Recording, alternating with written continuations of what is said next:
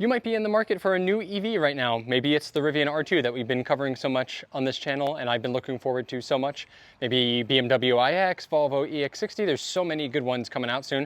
Or maybe you've had one for quite a while now, but you need to upgrade your at-home charging game. No matter what, one of the most important accessories that you could possibly need with your EV is a good home charger. And so I've been testing a ton of them over the last few years. I found some that work really well, some maybe not so much, and some that just are lacking some features that you might want to have in day-to-day use to make things more convenient for you. But I've never been able to test one from a company that I love as much as Lectron, especially from some of the other accessories that I've had from them. And I've never been able to use a NACS-based one before. So today, join me as we're going to be checking out the brand new Lectron Nexus 40 amp charger.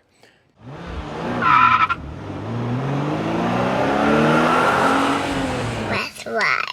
So if you've been in the EV space for any time at all, you may have heard of Lectron before. They are one of the biggest and most reputable and reliable manufacturers of EV accessories, especially things like charging equipment and adapters. I have been using the Lectron NACS to CCS adapter for our Rivian and our Equinox EV for years now, ever since it came out, and it's one of my favorite adapters. You might actually be using a Lectron adapter right now that you don't even know, because a lot of manufacturers actually contract Lectron to make their adapters and then sell them as the OEM ones. But Lectron, I think, is relatively new to the at-home charging game. Maybe I shouldn't say new, but they had some at-home charging equipment that came out years and years ago, but never really made a big push in it. But that is all changing now with the new Nexus charger that they are putting out. So you can actually get this in, I think, 4 different versions. So you have basically 2 choices. You can do either like this one, the NEMA 1450 plug option, which will allow you to do 40 amp charging, or you can do the wall-mounted direct plug-in one, which honestly, if I weren't just testing this out, is probably what I would get for longer-term use. It's a little bit just like more reliable and robust as a way to set things up. But there's absolutely nothing wrong with a good NEMA 1450, and that's probably what most people will go for. And then on the other end, you have a choice of whether you want the J1772 or NACS version of this. And so I've gone with the NACS version here, first off because it's kind of new and cool, and second because whatever EV we end up getting next, whether it is the Rivian R2 or the BMW iX3, it's going to have a NACS inlet port, as will almost every new EV that is going to be coming out in the US in the years to come.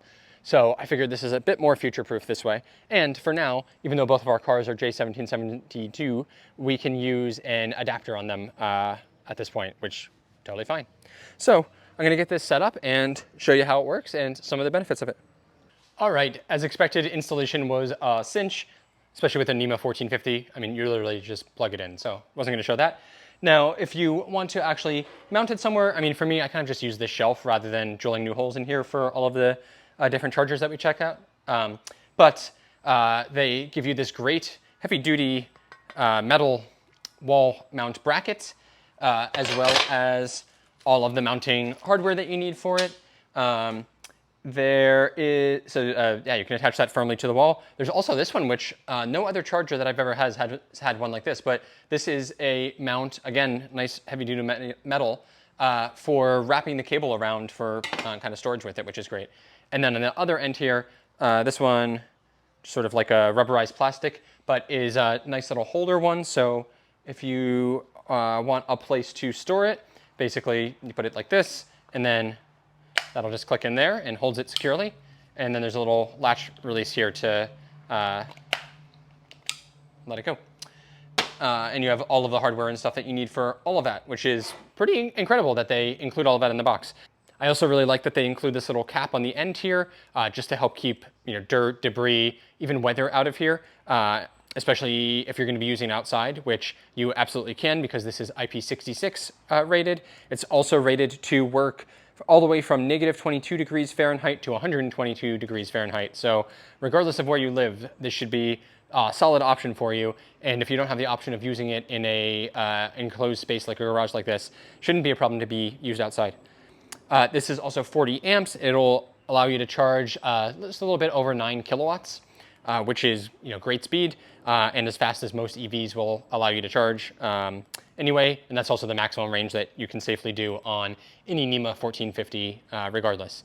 So I think that that is perfect. And then this cable is nice and thin, also quite long, which I appreciate.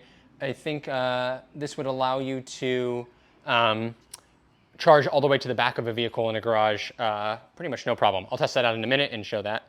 But yeah, let's make sure it's actually working. I see we have power from the light here, but let's make sure we can actually charge here on our Rivian. So let's make sure we can charge this on the Rivian. I'm just going to go with our normal adapter that we use here, a little bit longer one, but I like the handle on here.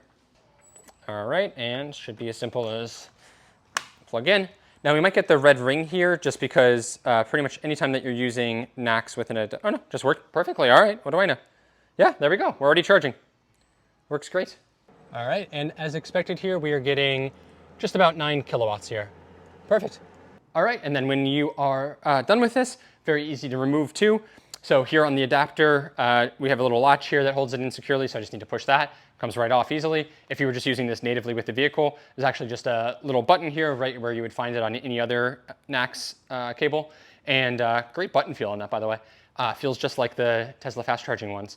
But you would just push that. That'll safely stop the charging and allow you to remove it easily in a safe manner without just yanking it out.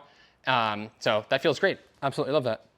All right, so I am very happy with this. I think this is going to be staying up here for quite a while now and becoming our go-to charger, especially as we hopefully get one of our NACS vehicles soon. Love the feel of this. Construction feels great as expected from Lectron. Everything they make is solid and robust. And I just love the some of the options here, like this nice long cable and the mounting hardware and everything too. So I'll probably get this mounted up more fully in the future too. I'll probably do an update in a few months from now after I've been using this longer, just to see if anything's changed about my opinions with it. So I'll share that here.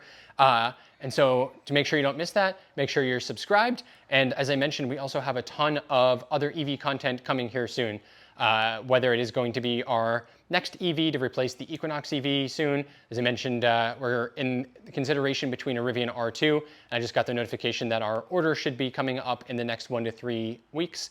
And then we're also performance driving a BMW iX3 in about a week and a half. So we have a tough choice to make there. And there's also the Volvo EX60 too that we're considering. So let's see, come along with us as we figure all of that out together. Make sure you're subscribed. If you're interested in getting the Nexus adapter from Lectron, make sure to use the link in the description below. Use my code as well, as that'll help you get the best price and help support the channel a little bit as well.